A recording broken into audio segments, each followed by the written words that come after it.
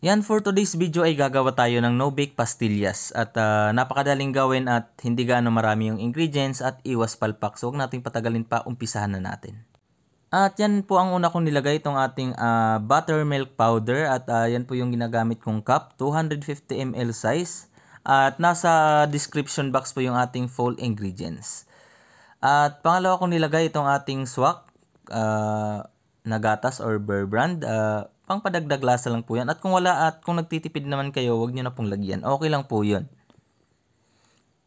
Pang paano lang yung dagdag lasa. Din pangatlo kong nilagay itong ating butter. Din kung wala kayong butter, pwede po kayong gumamit ng margarine. Basta yung lusaw na nilulusaw nyo na. Then itong ating condensed milk. Ang ginagamit ko pong condensed milk ay itong ating yung ating jersey. Yan, kung gusto niyo ng may flavor na ube, pwede po kayong gumamit ng condensed na ube. Yan, i-mix lang natin hanggang sa mabuo siya. Din kakamayin po natin yan mamaya. Yan, i-mekos-mekos lang natin mga idol.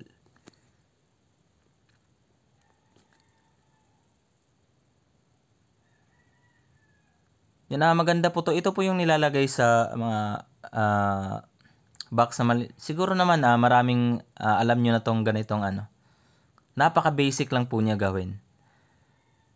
Saka napakasarap po ng recipe na to. Then, yan, kamayin na natin. Mix-mix lang natin hanggang sa mabuo siya. Yan, mekos-mekos na yan ni Insan.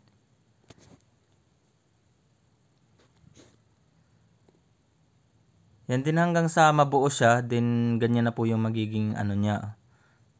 Then, basta ihalo nyo lang ng ihalo hanggang sa mabuo siya lahat. Yan. Napakasarap po niyang papakin. Yan, habang nanonood ng TV, ang sarap po niyang papakin. Pastillas ni Mang Kanor. Yan, hindi na po siya hassle kasi hindi ka na magluluto. Yan, pagkatapos mong masahin, pwede mo na yan kainin.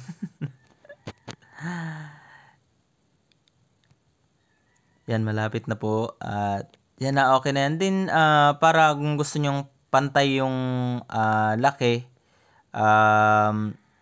yan, gumamit lang po kayo ng ito, yan, spoon. Yan, yan po yung gamitin nyo. Din, yan, ano nyo lang, ganyan nyo lang. Para hindi ganong kumbaga para pantay yung laki niya. Yan, din, bilugin nyo lang siya. Yan po, nakikita nyo. Bilogin nyo lang sa kamay nyo din. Yan, matapos nyong bilogin, ilagay nyo agad dun sa ating white sugar. Yan, asa na ba yung ating white sugar? O, yan na. Yan, ipagulong nyo lang siya sa white sugar. Yan po, din, yung iba, inaano ng toothpick bago nilagay sa, yung lagayan. Yan, ginaganyan pa nila. Parang lang yan, design lang yung toothpick. Yan. So ayan, gawin muna natin lahat. At yan na po ang finished product ng ating pastillas. No-bake pastillas. At napaka-basic, napakadaling gawin. At napakasarap, saka napakatagal po nito masira. Yan kasi puro siya gatas saka asukal. Yan, naabutin po siya ng mga ilang months. Yan po, ang sarap po niyang papakin. Para siyang yema.